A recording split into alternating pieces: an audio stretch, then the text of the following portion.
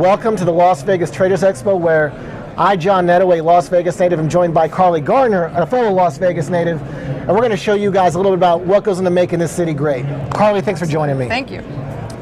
Carley and I both have the fortune or misfortune, depending on your perspective, of having written multiple books. Particularly in 2016, Carley and I, by virtue of background, go back 14, 15 years of knowing each other. We go way back. Way back.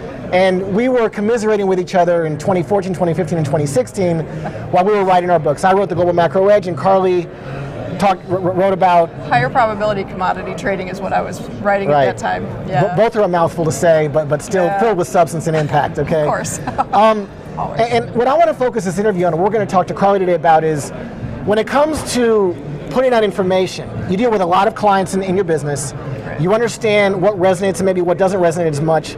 Sure. Share with me, first of all, just from a broad perspective, what was the inspiration behind your book and what your goal was? So I am in the brokerage industry and I deal mainly with retail traders.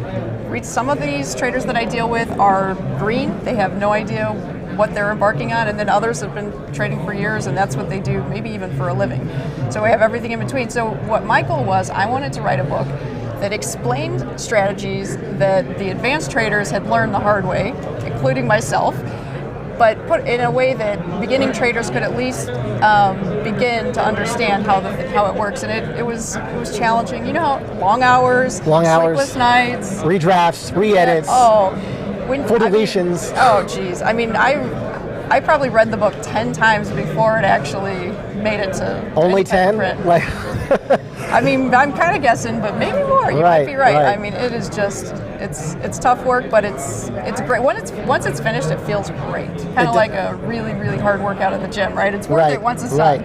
Once it's done, it's a source of pride. Yeah. And it's also the idea, and again, while maybe not everybody's going to go out and write a book per se, let's talk about just the idea of memorializing your trading ideas. Because when you think about what a book is, it's constructed of small chapters, which are part of a broader theme. Of course. And how important do you think it is that we journal and memorialize our ideas as a way to improve?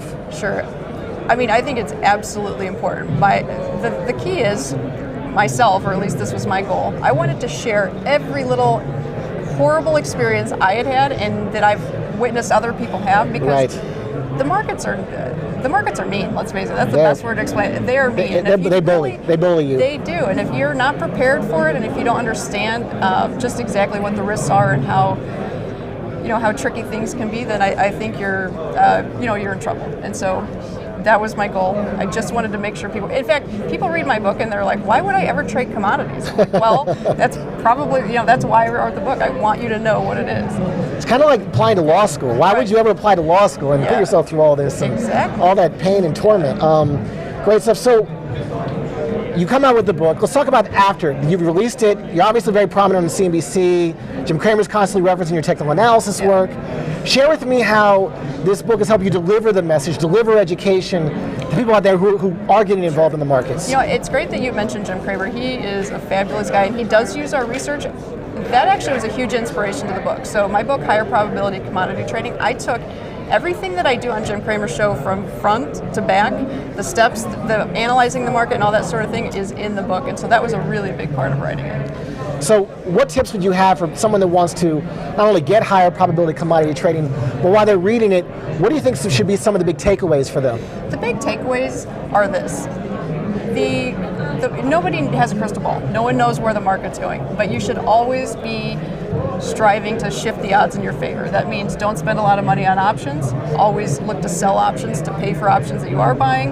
If you're going to trade futures, hedge with options. If you're going to be bullish or bearish in a particular market, do it at an opportune time. You don't want to chase prices. That's the biggest mistake I see traders make, is chasing prices. Gold rallied $300. Now they want to go long, and that's really a tough game. So, Carley Garner, how can people get a hold of you? DeCarleyTrading.com is our website, or you can find me on social media at Carley Garner on Twitter. And Higher Probability Commodity Trading. Pick up a copy today. Oh, please, yes. Carley, thank you so much. Thank you.